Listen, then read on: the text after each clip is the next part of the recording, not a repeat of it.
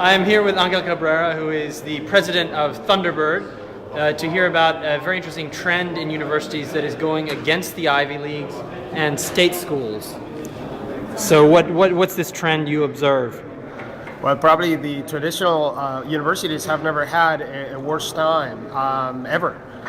Interestingly, you have the very wealthy schools that now have lost a lot of money in their endowments, but they're still doing okay.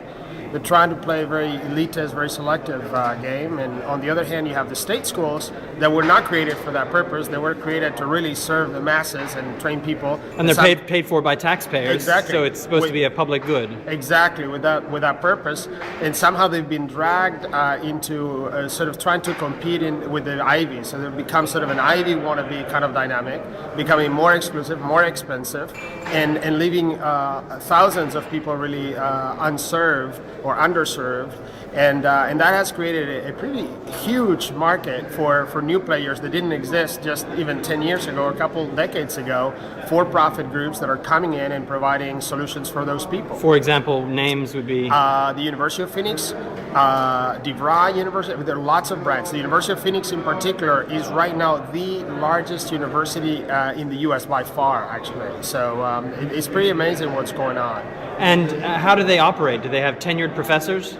They don't have tenured professors. What they do is they try to bring the best content that is available in the world for each course, and then they have facilitators or instructors, and these are experienced professionals who know about the respected fields, and they do it part-time. They do it in the evenings, and they just help students go through the content that has been developed, and that you can invest a lot of money in having high-quality content because you're going to distribute it to basically thousands of students. So you spend money on content rather than having a Nobel laureate to teach 15 undergraduates. That's exactly right. Or if you can get your even though they don't do this yet, but they might in the future, if you can get your hands on a Nobel laureate, you can capture their knowledge and distribute it to thousands of people and make it a more effective. Use technology to basically leverage the best knowledge that is available. So this is as a result of this market opportunity has opened up as a result of the internet in some ways.